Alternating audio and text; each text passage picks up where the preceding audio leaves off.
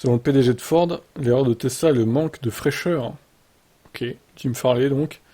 Dans une interview au cœur de Wall Street Journal, il a critiqué le manque de fraîcheur des modèles Tesla, dont les formes n'ont pas vraiment évolué depuis le lancement.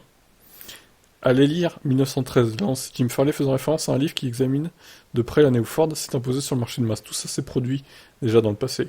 Je pense que ce que Elon Musk va apprendre, c'est que la fraîcheur des designs compte beaucoup. Dans le cas contraire, poursuit-il, le produit se banalise et ensuite vous perdez la légitimité pour faire payer un prix premium. C'est une chose vraiment dangereuse. En plus de ce manque de design frais, on peut relever que Tesla n'a pour l'instant pas de présence sur le segment des pick-up, un objectif majeur pour le marché américain, mais aussi au-delà dans celui des utilitaires professionnels qui représentent une part importante du marché mondial. Évidemment, il ne faut pas forcément prendre tout ce qui est dit, tout ce que dit le responsable de ce constructeur concurrent comme argent comptant. Après tout, le but de l'exercice était aussi de mettre en avant la stratégie de son entreprise, car ce que dit aussi en creux le responsable, c'est que sa marque mise au contraire sur l'innovation, le renouvellement et la diversification de ses gammes électriques. Et il n'a pas tout à fait tort. On peut citer que le F-150 Lightning, le premier pick-up électrique de la marque, dont les performances sont effectivement impressionnantes, même face aux meilleurs modèles de véhicules chez Tesla.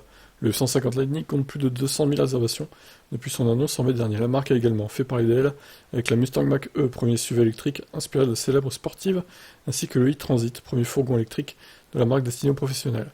Tesla prépare de son côté l'arrivée d'un Cybertruck au design d'un autre monde. Il a déjà pris de l'avance dans le transport de marchandises avec ses semis. Le renouvellement de design déjà existants, comme celui de la Model 3 ou de Model Y, ne font toutefois à ce stade que l'objet de rumeurs. Bref, voilà. Est-ce que vous êtes d'accord avec Jim Farley? Est-ce que c'est important de renouveler les designs régulièrement, quoi? Ouais, ciao.